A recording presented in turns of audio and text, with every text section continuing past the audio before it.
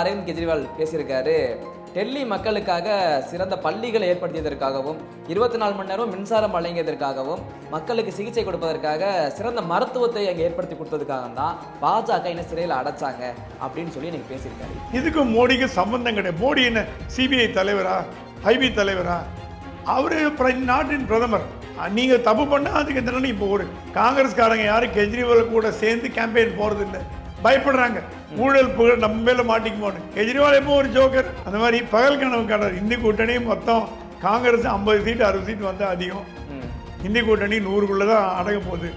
ஆட்சியை பிடிக்க போறது மோடி தான். இந்தி கூட்டணி வந்தா கெஜ்ரிவால் விடுவிக்கப்படுவார்னா கெஜ்ரிவால் மாதிரி தப்பு பண்ற அத்தனை ஊழல் குற்றவாளிகளும் விடுவிக்கப்படுவார்கள். இன்டைரக்ட் மெசேஜ் கொடுக்குறீங்க.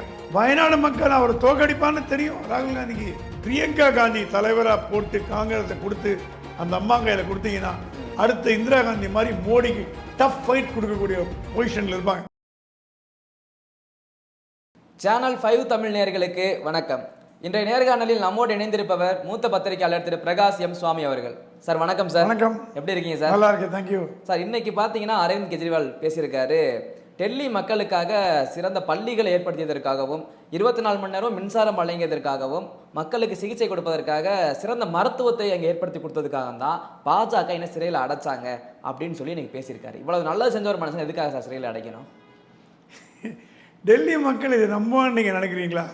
டெல்லி மக்களை கேட்குறீங்களா? டெல்லி மக்கள் கெஜ்ரிவால் சொல்றது நம்புவான்னு நீங்க மனதில் நினைக்கிறீங்களா? கெஜ்ரிவால் ஜெயிலுக்கு போனதுக்கான மதுபான கொள்கை ஊழல் ஓப்பனா எல்லாருக்கும். நான் டெல்லியில போன மாசம் கூட போயிட்டு வந்தேன். எல்லாரும் ஓப்பனா சொல்றாங்க கெஜ்ரிவால் ஊழல் பண்ணாரு, அதுக்கு முன்னாடி தண்டனை. ஊழல் பண்றவங்க தப்பு பண்ணா தண்டனை அனுபவிச்சு ஆகணும். தண்டனை கொடுக்கப்படல, அந்த ப்ராசஸ்ல இருக்கு. இவர் வெளியில விட்டுறதே ரொம்ப அதிகம் பெயில்ல. ஏன்னா இது வரைக்கும் சுப்ரீம் கோர்ட் இந்த மாதிரி ஒரு கைது செய்யப்பட்ட அரசியல்வாதி தேர்தல் பிரச்சாரத்துக்கு அனுமதி கொடுத்தது எனக்கு தெரிஞ்சு சுப்ரீம் கோர்ட் வரலாறுல முதல் தடவை. சுப்ரீம் கோர்ட் பல புரட்சிகளை பண்ணது. இப்ப இருக்கிற சுப்ரீம் கோர்ட் சுப்ரீம் கோர்ட், புரட்சிகளை செய்யும் சுப்ரீம் கோர்ட்.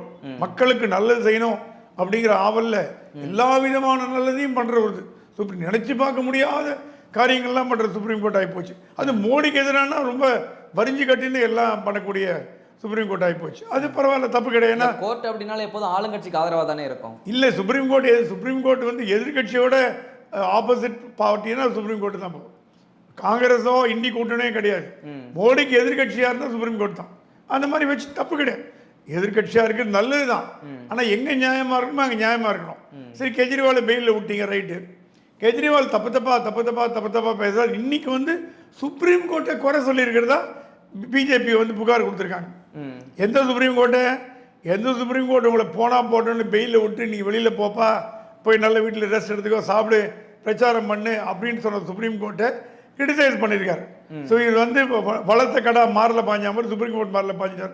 அது சுப்ரீம் கோர்ட் என்ன பண்ணுறதோ, கண்டுக்காம போகிறதோ, காணாமல் போகிறதோ, கடந்து போகிறதோ அது நமக்கு தேவையில்லை. ஏன்னா சுப்ரீம் கோர்ட் அவங்களுக்கு உள்ள மேட்டர். மன்னிச்சு விட்டாலும் விட்டுலாம், நல்ல மனிதர் அப்படின்னு. ஆனால் நான் என்ன வரேன்னா, மக்கள்கிட்ட போய் நீங்கள் நான் நல்லது பண்ணதுனால ஜெயிலில் போட்டேன்னு யாரும் நம்ப போகிறதில்ல. இதுக்கும் மோடிக்கு சம்பந்தம் கிடையாது. மோடி என்ன சிபிஐ தலைவரா, ஐபி தலைவரா? அவரு நாட்டின் பிரதமர். நீங்க தப்பு பண்ணா அதுக்கு எந்த இப்போ ஒரு போலீஸ்காரன் தமிழ்நாட்டில் யாராவது பிடிச்சி சாராய கேஸில் போட்டோன்னா சிஎம் கோச்சுப்பான்னு சொல்ல முடியுமா? சிஎம்க்கு தெரிய வேண்டிய வாய்ப்பே கிடையாது. தமிழ்நாட்டில் யாராவது ஒரு அரசியல்வாதி கைது செய்யப்பட்டா கூட சிஎம்க்கு சம்பந்தம் கிடையாது. சிஎம் சொல்லி தான் கமிஷன் பண்ணா, டிஜி பண்ணா நீங்க சொல்ல முடியாது. அவங்க கடமையை அவங்க பண்றாங்க. டிஜிபி சிஎம் கேட்பாரா நான் கைது பண்ணலாமா வேண்டாமான்னு. யாரு தப்பு பண்ண அந்த மாதிரி இடியோ என்போர்ஸ்மெண்ட்டோ இன்கம் டேக்ஸோ இதுவோ கெஜ்ரிவால் தவறு செய்தான்னு போட்டதை தவிர மோடிட்ட போய் பர்மிஷன் வாங்கி கைது பண்ணல. அது எல்லாருக்கும் தெரியும். இல்ல, அவங்க குறிப்பிட்டதுக்கான தேர்தல் நேரத்தில் அரெஸ்ட் பண்ணி வச்சிருக்காங்க. எங்க தேர்தல் நேரத்தில் இப்போ ஒரே ஒரு கேட்குறேன், ஒரு எம்எல்ஏ தேர்தலில் போட்டி போடுறவர் பிக் பாக்கெட் அடிச்சுட்டு ஓடுறாருன்னு பிடிக்கிறாங்க போலீஸ்ல. ஆமா, ஏன் நாங்கள் அந்த பிக் பாக்கெட் அடித்தேன், என்னை இப்போ கைது பண்ணாத, 10 நாள் கழிச்சு கைது பண்ண, பிரச்சாரத்துக்கு போறேன்னு சொன்ன சும்மா விடுவாங்களா? விட மாட்டாங்களே. அதே கேஸ் தான் இங்கேயும். இது இன்வெஸ்டிகேஷன் எப்போ முடியுமோ அப்போ தான் கைது பண்ணுவாங்க. இன்வெஸ்டிகேஷன் தேர்தலுக்கு முன்னாடியும் முடியலாம், அப்புறமும் முடியலாம். ஸோ இன்வெஸ்டிகேஷன் தேர்தலுக்கோசரம் வெயிட் பண்ணக்கூடிய அளவு அந்த உரிமை இன்வெஸ்டிகேஷன் அதிகாரி கிடையாது. நான் சொன்ன ஒரு சின்ன எக்ஸாம்பிள் தான். ஒரு எம்எல்ஏ தேர்தலில் போட்டி போடுற ஆள் பிக் பாக்கெட் அடிக்கிறாருன்னா அவர் உடனே கைது பண்ணி தான் போடணும். 10 நாள் கழிச்சு வரேன்னா அது ஒத்துக்கு சட்டத்தில் இடம் கிடையாது. அதே மாதிரி தான் இங்கே வந்து தேர்தலுக்கு முன்னாடி இவர் தப்பு பண்ணான்னு நிரூபணம் ஆகிடுதுன்னா சரி போட்ட தேர்தலுக்கு அப்புறம் கைது பண்ணலான்னு சொல்கிறதுக்கு இது என்ன மாமியார் விடாது? எப்படி பண்ணி தான் சட்டம் அது கடமையை நிறைவேற்று. நீங்கள் 10 வருஷம் ஆட்சியில் இருந்தபோது அமித்ஷாவை ஜெயிலில் போட்டீங்க, மோடியை கூப்பிட்டு என்கொயரி பண்ணீங்க. அப்பெல்லாம் வந்து இல்லாத சட்டம் பாயிற சட்டம் இப்போ கெஜ்ரிவாலுக்கு மட்டும் சட்டம். இதோட என்ன ஜோக்குனா கெஜ்ரிவால் வெளியில் வந்தாவிட்டு காங்கிரஸ்காரங்க யாரும் கெஜ்ரிவால் கூட சேர்ந்து கேம்பெயின் போகிறது இல்லை, பயப்படுறாங்க ஊழல் புகழ் நம்ம மேலே மாட்டிக்குமோன்னு. நீங்கள் பார்த்தீங்கன்னா கெஜ்ரிவால் கூட இந்தி கூட்டணியில் யாராவது போய் கேம்பெயின் பண்ணுறா பார்த்தீங்களா? தனியாக தான் போகிறார். அந்த டெல்லியில போயிருக்காரு காங்கிரஸுக்கு ஆதரவா, காங்கிரஸ் ஆதரவாக போயிருக்காரு. காங்கிரஸ் தலைவர் ராகுல் காந்தியோ யாராவது கெஜ்ரிவாலோட போய் பிரச்சாரம் பண்ணாங்களான்னு சொல்லுங்க, நான் ஒத்துக்கிறேன். அவங்களே ஒதுக்கி வைக்கிறாங்க. அப்படிப்பட்ட ஊழல் குற்றம் பண்ணிட்டு நீங்கள் டெல்லி மக்கள்கிட்ட போய் ஐயோ நான் நல்லது பண்ணேன் என்னை ஜெயிலில் போட்டாங்கன்னு சொன்னால் மக்கள் சிரிக்க தான் சிரிப்பாங்களே தவிர இது ஒன்றும் பெருசாக இது ஜோக்காக எடுத்துப்பாங்க. இது வந்து பெரிய சீரியஸாக எடுத்துக்க மாட்டாங்க. கெஜ்ரிவால் எப்போ ஒரு ஜோக்கர் அப்படின்னு ஜோக்காக எடுத்துப்பாங்களே தவிர இது வந்து உண்மைக்கு புறம்பானதுன்னு எல்லா மக்களுக்கும் தெரியும். இல்லை ஜூன் 5 என்ன சொல்கிறாருன்னா நான் வந்து இந்த விசாரணையிலேருந்து வெளியே வந்துடுவேன் அப்படின்ற மாதிரி சொல்கிறாரு. அப்போ எதை குறிக்குது? இந்தியா கூட்டணி வெற்றி பெற்றாலும் நான் வெளியே வந்துடுவேன், ஏன்னா 4 ரிசல்ட்டு அந்த தேதி நான் வெளியே வந்துடுவேன்னா அப்போ அதை சுட்டி காட்டி தான் சொல்கிறாரோ? தமிழ்நாட்டில் ஒரு பழமொழி உண்டு, அத்தைக்கு மீசை முளைத்தால் சித்தப்பான்னு. அந்த மாதிரி பகல் கனவு காணார். இந்தி கூட்டணி மொத்தம் காங்கிரஸ் 50 சீட்டு 60 சீட்டு வந்தால் அதிகம். இந்தி கூட்டணி 100க்குள்ளே தான் அடங்க போகுது. ஆட்சியை பிடிக்க போகிறது மோடி தான். அது இது நான் சொல்ல, ஹார்ட் கோர் காங்கிரஸ்கார் என் நெருங்கிய நண்பர் காங்கிரஸ் 50 வருடமாக காங்கிரஸ் தலைவர் சொன்னார் மோடி வந்து ஸ்டாப் பண்ண முடியாதுப்பா, அவர் வந்தாச்சுப்பா, அவர் இன்னும் 10 வருஷம் தான் இருக்க போகிறாரு, எங்கள் கட்சியை நாங்கள் ஒன்றும் க்ளீன் பண்ணலன்னு அவர் வருத்தப்படுறாரு. ஸோ இது வந்து இந்தி கூட்டணி வந்தால் அப்போ என்ன அர்த்தம்னா இந்தி கூட்டணி வந்தால் கெஜ்ரிவால் விடுவிக்கப்படுவார்னா கெஜ்ரிவால் மாதிரி தப்பு பண்ணுற அத்தனை ஊழல் குற்றவாளிகளும் விடுவிக்கப்படுவார்கள் இன்டைரக்ட் மெசேஜ் கொடுக்குறீங்க. அப்போ உங்களுக்கும் ஊழலுக்கும் சம்பந்தம் இருக்குது. அது 2G ஆட்டம் 3G ஆட்டம் NHG ஆட்டம் அது எல்லாத்தையும் மோடிஜி ஸ்டாப் பண்ணி வச்சார். எல்லா ஊழலையும் மோடிஜி ஸ்டாப் பண்ணார். திரும்பி நீங்கள் வந்து 2G 3G 6G 7G 8G எல்லா ஜிக்கும் போயிடுவீங்க. அரவிந்த் கெஜ்ரிவால் ரிலீஸ் பண்ணிடுவீங்க, சட்டத்தை கையில் எடுத்துப்பீங்க. அதுதான் இன்டைரக்டாக சொல்கிறார். எப்படி ஒரு மந்திரி சொன்னார், நான் ஆட்சிக்கு வந்த அடுத்த நாளே நீங்கள் போய் மணல் அள்ளுப்பா, அன்னைக்கு ஈவினிங் சாயங்காலம் மணல் அள்ளுன்னு ஓப்பனாக சொன்னார். அதே மாதிரி நாங்கள் ஆட்சிக்கு வந்தால் எல்லா ஊழல் குற்றவாளியும் ரிலீஸ் பண்ணிடுவோம், நீங்கள் கவலையே படாதீங்க, நீங்கள் தைரியமாக ஊழல் பண்ணுங்க அப்படின்னு ஊழலுக்கு துணை போகிற இந்தி கூட்டணியை பற்றி ஜனங்க நல்லா தெரிஞ்சு வச்சுக்கினாங்க. இப்போ அவங்க வாயாலே நூழலும் தன் வாயால் கெடுன்ற மாதிரி அவங்க வாயிலே கட்டு போயிட்டுக்கிறாங்க. அவங்க சொல்கிறதெல்லாம் அவங்களுக்காக தான் திரும்ப போகுது. இந்திய மக்கள் ஊழலுக்கு எதிரானவர்கள் என்றது இந்த தேர்தலில் நிரூபிக்க போகிறாங்க. சார், இப்போ அடுத்ததாக அண்ணாமலை குற்றச்சாட்டை வைக்கிறாரு. ராகுல் காந்தி அவர்கள் நம்ம வயநாட்டில் இப்போ போட்டிட்டு வாக்கெல்லாம் முடிஞ்சிருச்சு. அங்கே முடிஞ்சதுக்கு அப்புறம் இப்போ போயிட்டு ரேபரேலியில் போயிட்டு வேட்புமனு தாக்கல் பண்ணி தேர்தலில் போட்டிக்கிட்டாரு. அப்போ இது வந்து வயநாடு அந்த வாக்காளர்களின் எண்ணங்களை சிதைக்கும் வண்ணமாக தான் இருக்கு அப்படின்னு சொல்லி அண்ணாமலை குற்றச்சாட்டு வச்சிருக்காரு. 2 இடங்களில் போட்டியிடக்கூடாது அப்படின்றாரா? அதோட ஒரு படி மேலே போகிறேன். அண்ணாமலை சொல்கிறாரு அவர் வந்து வயநாடு மக்களுக்கு வந்து அவங்க மேலே நம்பிக்கை இல்லைன்னு. வயநாடு மக்கள் அவர் தோக்கடிப்பான்னு தெரியும். ராகுல் காந்திக்கு தெரிஞ்சு போச்சு. தோல்வியின் காரணத்துல தான் தோல்வி. ஆண்டி ராஜா ஜெயிக்கிறாங்க, சிபிஎம் சிபிஐ கூட்டணி ஜெயிக்கிறது. நீங்க இந்தி கூட்டணி கட்டுறீங்களே, கேரளாவில் இந்தி கூட்டணி கிடையாது. சிபிஎம் சிபிஐ சேர்ந்து காங்கிரஸ் எதுக்குது? அவர் சீஃப் மினிஸ்டர் சொல்லிட்டார், பினராயி சொல்லிட்டாராம் எப்படியாவது ராகுல் தோக்கடிக்கன்னு. அப்புறம் எங்க இந்தி கூட்டணி நீங்க இருக்குன்றீங்க? ஒரு ஸ்டேட்ல இல்ல, ஒரு ஸ்டேட்ல தமிழ்நாட்டில் இந்தி கூட்டணி இருக்குது. திமுக கம்யூனிஸ்ட் எல்லாம் ஒன்னா இருக்குது, காங்கிரஸ்லாம் ஒன்னா இருக்குது. அது இந்தி கடை இந்தியாவிலே இந்தி கூட்டணி ஒரே மாநிலம் தமிழ்நாடு தான். அது இந்தி கூட்டணி வரதுக்கு முன்னாடியே இருந்த கூட்டணி, அது கலைஞர் வச்ச கூட்டணி, ஸ்டாலின் முன்னாடியே வச்ச கூட்டணி.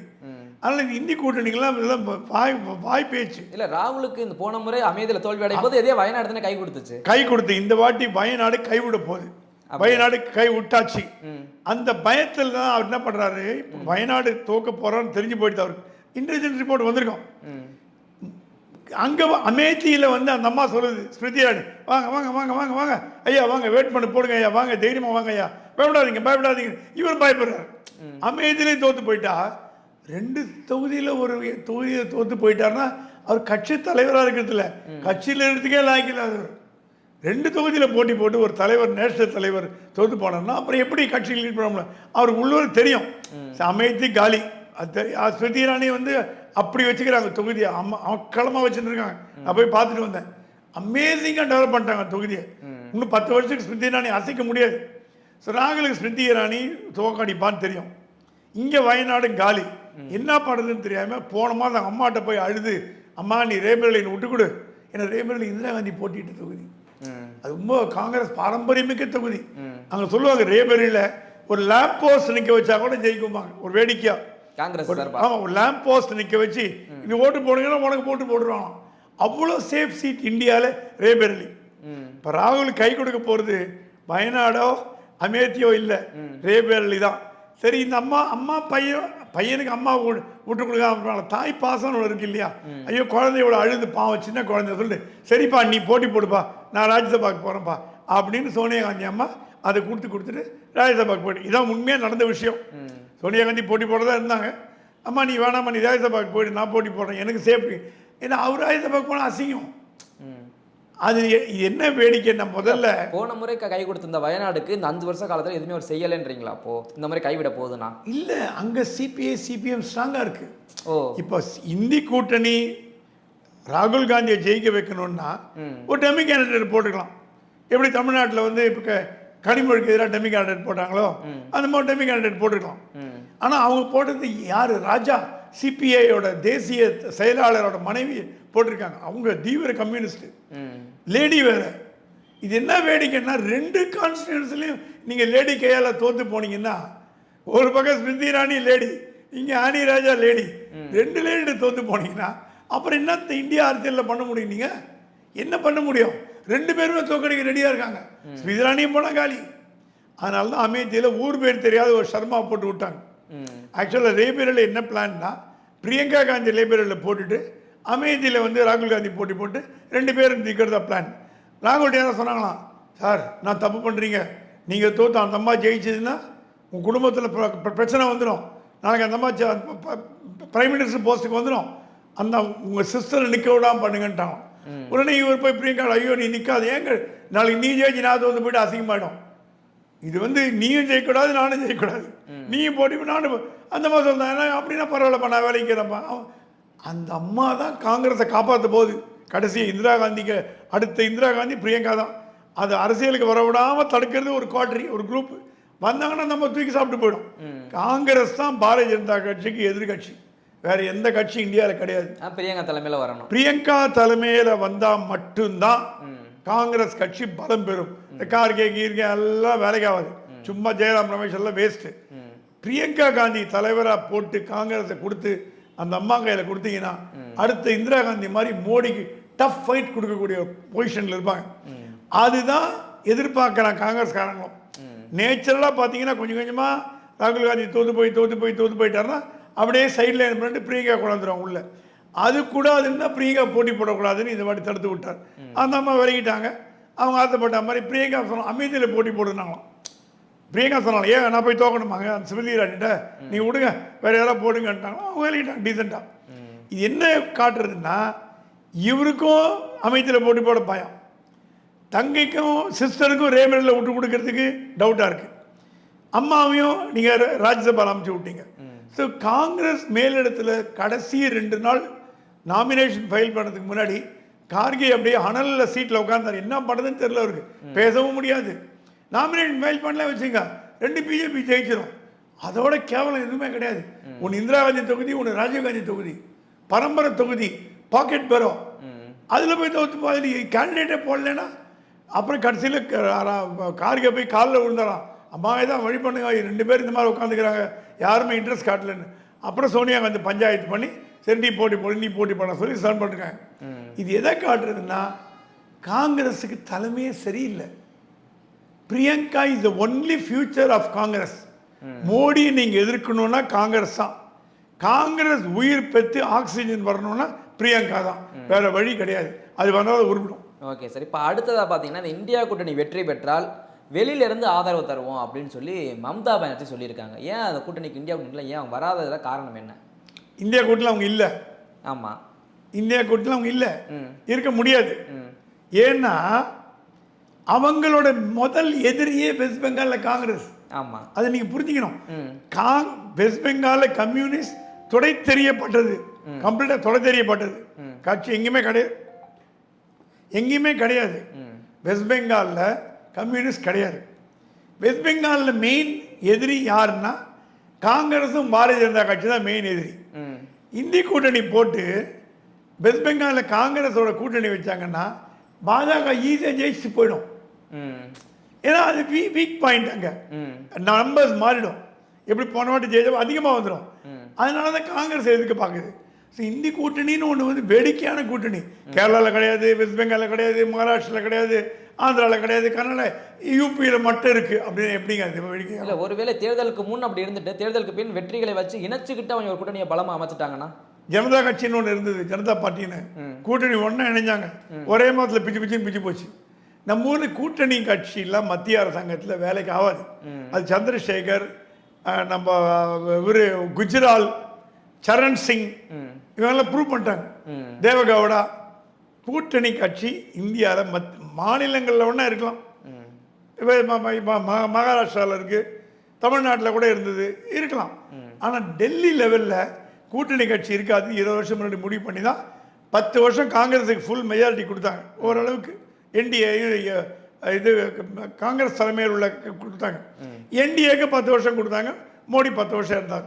ஸோ மத்தியில் வந்து ஸ்ட்ராங்கான கவர்மெண்ட்டை தான் மக்கள் விரும்புகிறாங்க. ஆகவே வெளியிலேருந்து ஆதரவு கொடுக்குறது ஏன் சொல்கிறாங்கன்னா, அந்த அம்மாக்கே தெரியும் காங்கிரஸ் வரப்போகிறது இல்லைன்னு தெரியும், இந்தி கூட்டணி வரப்போகிறது இல்லைன்னு தெரியும், அவங்க இருக்க போகிறது இல்லைன்னு தெரியும். ஒரு ஒப்புக்கு சமாளிக்க சொல்லி வைக்கலாமே, வந்தா வெளியில ஆதரவு கொடுக்கலான்னு. அந்த அம்மா வெளியில ஆதரவு கொடுக்காது. கொடுத்தா டெப்டி பிரைம் மினிஸ்டர் போஸ்ட் கேட்கும்.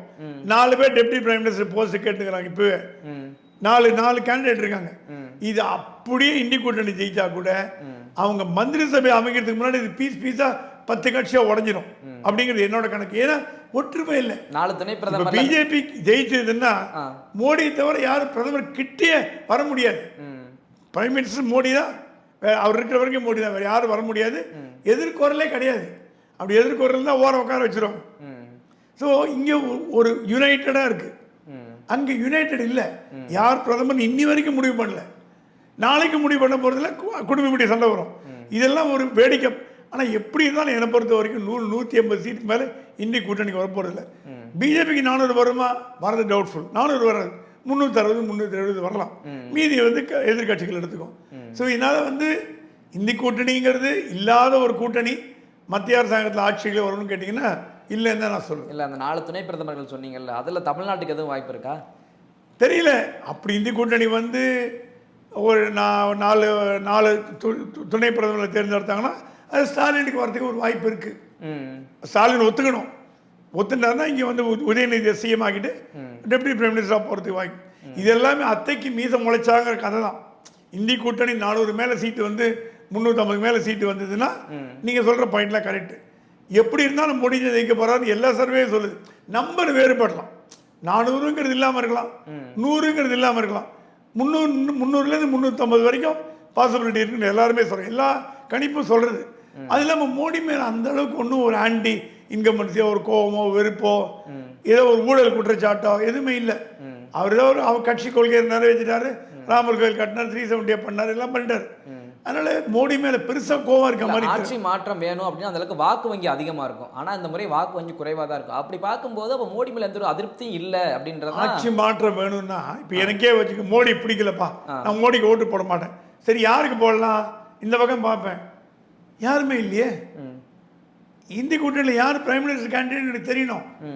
எப்பவுமே பாராளுமன்ற தேர்தலில் பிரைம் மினிஸ்டருக்கு தான் நம்ம ஓட்டு போடுவோம். பாராளுமன்றமோ சட்டசபைக்கு தேர்தல் வந்ததுன்னா சட்டசபைக்கு டிஎம்கே போட்டுருவோம். பாராளுமன்றத்துக்கு காங்கிரஸ் தான் போடுவோம். இத்தனை நாள் ஏன்னா காங்கிரஸ் தான் மத்திய அரசாங்கம். ஜனங்க ஓட்டு போடும்போது மாற்றி போடுவாங்க. அப்படி இருக்கும்போது இந்த பக்கம் திரும்பி பார்க்குறேன், கண்ணு கட்டு தூரம் பிரைம் மினிஸ்டர் கேண்டிடேட் இல்லை, திருப்பி வா மோடிக்கே போடு, திருப்பி மோடிக்கு. ஸோ மோடியை வேண்டாதவங்க கூட மோடிக்கு போடுற கட்டாயத்துக்கு உண்டாங்க தள்ளுறது யாரு? இந்தி கூட்டணி. தொடர்ந்து பேசுவோம். நன்றி.